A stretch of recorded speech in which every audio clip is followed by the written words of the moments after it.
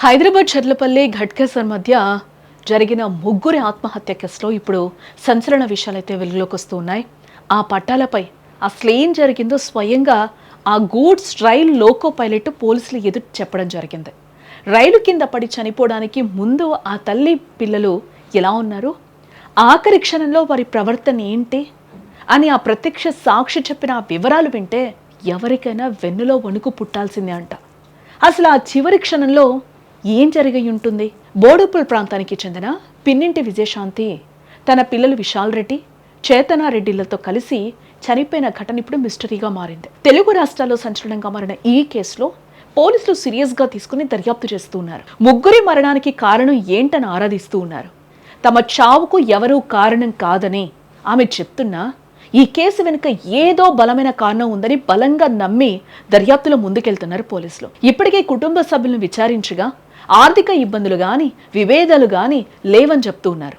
దీంతో ఆమె cell phone, laptop డేటాను మొత్తం కూడా విశ్లేషిస్తూ ఉన్నారు. చనిపోయే ముందు ఆమె ఎవరితో మాట్లాడారో పాత మెసేజ్లను విశ్లేషిస్తున్నారు. అదే విధంగా వారిని ఢీకొన్న లోకో పైలట్ ను కూడా పోలీసులు విచారించగా అతడు సంచలన విషయాలే బయటపెట్టినట్లుగా తెలుస్తూ ఉంది. పోలీసులకు అతడు చెప్పిన మాటల ప్రకారం చూస్తే దూరం నుంచే పట్టాల మీద ముగ్గురు వ్యక్తులు ఉంటారని ఆయన గమనించాడట.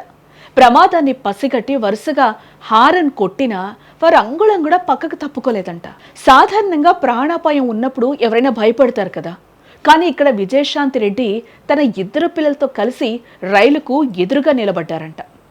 ఏ ఘట్టంలో అత్యంత హృదయ విదారకరమైన విషయం ఏంటో తెలుసా? రైలు అతి సమీపంలోకి వచ్చినప్పుడు ఆ ముగ్గురు ఒకరినొకరు గట్టిగా హత్తుకున్నారట. అమ్మా నీతోనే మేము అన్నట్లుగా ఆ పిల్లలు తల్లిని పట్టుకోగా విజయశాంతి వారిని తన గుండెలకు అద్దుకుంది. ఆ కౌగుల్లో ముగ్గురు విగతజీవులయ్యారు. అంటే ఇది కేవలం క్షణికావేశంలో జరిగిందని అనుకుంటామా?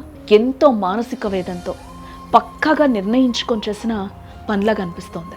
విజయశాంతి భర్త సురేందర్ రెడ్డి దుబాయ్లో ఉండడం, పిల్లల హాస్టల్లో చదువుతుండడంతో ఆమె ఒంటరితనంతో బాధపడుతున్నట్లుగా కూడా తెలుస్తోంది. నా పిల్లలను వదిలేసి నేను పోను, నాతోనే తీసుకెళ్తాను అని ఆమె రాసిన నోట్లో ఇప్పుడు కలకలం రేపుతోంది. అన్నీ ఉన్నా, హోదా ఉన్నా, చుట్టూ మనుషులున్నా ఆమె మనసులో ఏముందో ఎవరు కనిపెట్టలేకపోయారు. మరి పోలీసుల దర్యాప్తులో ఇంకేమైనా కారణాలు బయటపడతాయేమో చూడాలి. చెర్రి తల్లి, చిట్టు తల్లి,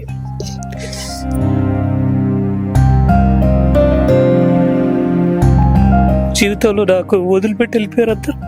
నేను ఎవరు ఇష్టపడ్డానో వాళ్ళు లేరు.